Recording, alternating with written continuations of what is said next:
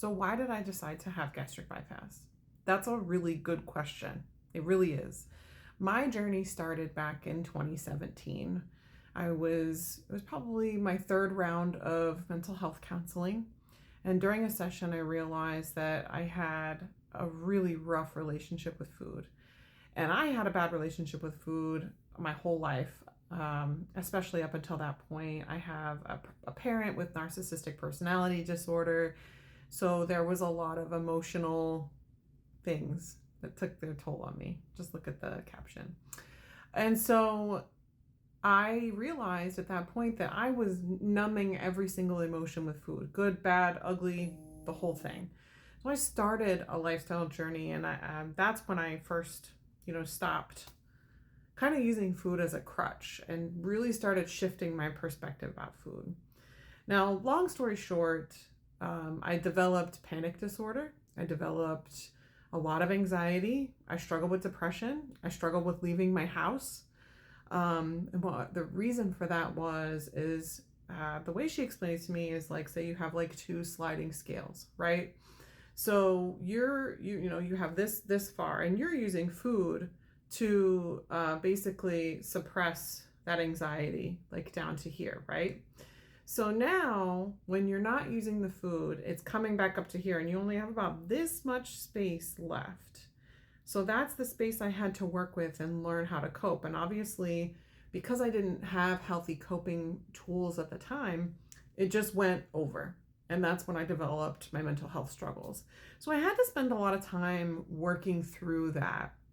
A lot of people think that you lose the weight and you feel better. No, that is not the case. So I did end up losing a lot of weight. So I started feeling better. I started, coping and working through my mental health struggles. And then I lost, I think about like 60 to 75 pounds at the time. Great. Awesome. I'm feeling good, whatever.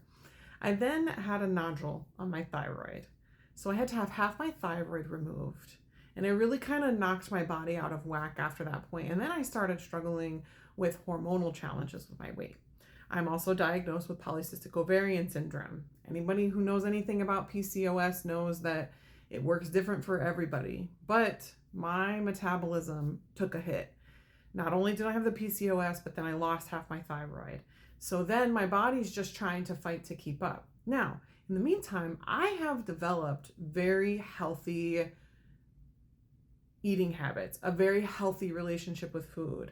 I cook with whole foods. I wasn't, relying on processed foods for every single meal. I wasn't eating out all the time. And this is something I've sustained up until this point. And so then the weight started to creep back on. Well, GLPs started coming on the market around that time, but they weren't mainstream. Now, this was, I would say, like 2021. So I had a long conversation with a nutritionist, and she recommended I try a GLP. I was on a GLP for a short period of time. I would say, to me, short is like less than 2 years. And unfortunately, I had a really rough response with the GLP. Now, I made a video about that a long time ago, and I'm not going to get into the details of that. Just know that it didn't work for me. I mean, I lost another like 70 pounds. It was great. I was feeling amazing. I felt on top of the world as far as the way that I looked. But the way I physically felt was absolutely awful. So I came off of the GLP, and naturally my body, my metabolism is just struggling to keep up. It's just like this ongoing battle. So this is a journey that really started back in that 2017 timeframe. And I don't know what prompted me to start just kind of like Google searching and trying to like I just started doing some research. And then that prompted me to schedule an appointment, and it was just an exploratory appointment. They set you up with a surgeon, you talk to them, you see, hey, what's this experience going to be like? What does it include? Da, da, da, da. And to my surprise, when I spoke with my surgeon, he really helped validate that this surgery is going to really help with a lot of the metabolic issues that I'm experiencing. And I had no idea that that would even be the case. And so it was reassuring, it was validating. And then I started seeing everybody's experiences online and folks who have similar health conditions to me, and the relief that it provided and the struggles that they still face.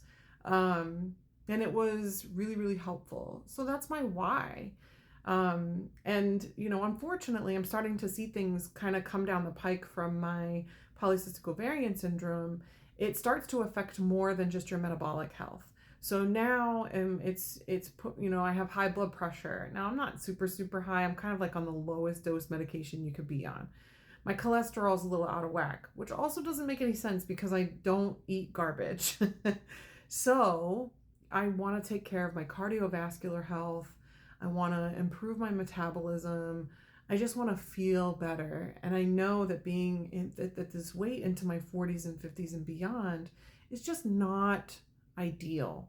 It's not. It's a lot of stress on my body, and I acknowledge that. So that's my why, and that's why we're doing this.